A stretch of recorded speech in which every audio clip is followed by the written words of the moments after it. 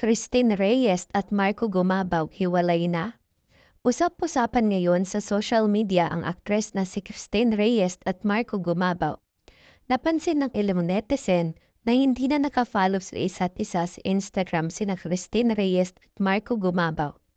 O tila burado rin ang mga litrato ng dalawa sa IG account ni Christine.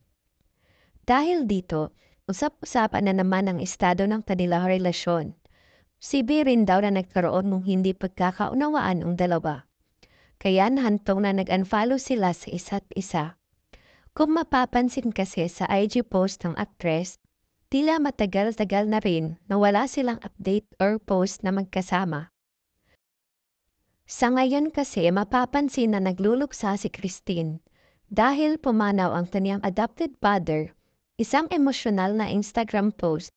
Ibinahagi ni Christine ng isang video na pinamagatang Life with Daddy Nickting, kung saan tampok ang mga masasayang alaala nila bilang isang pamilya. Si Marco Gumabaw naman busy rin sa pangangampanya. Tumatakbo kasi ng congressman sa Camarines Sur si Marco. Ayon din sa source ni Ogie Diaz na hiwalay na sila. At sabi ng ibang netizen na pera daw pala ang naging dahilan ng hiwalayan nila at hindi third party. Puro hingi na lang daw si Marco at tinaasan na lang daw ang kanilang relasyon kay Christine. Kaya ito iniwan ng aktres. Kadalasan kasi daw ganon talaga pag matanda ang babae. Ginagawang sugar mommy.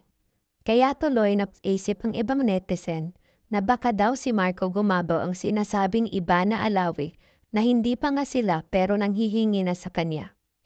Mahigit 2 years na pala ang kanilang relasyon. At matatandaan na mas matanda si Christine Reyes kay Marco Gumabaw. Pero sabi nga nila, age doesn't matter, ang importante nagmamahalan sila.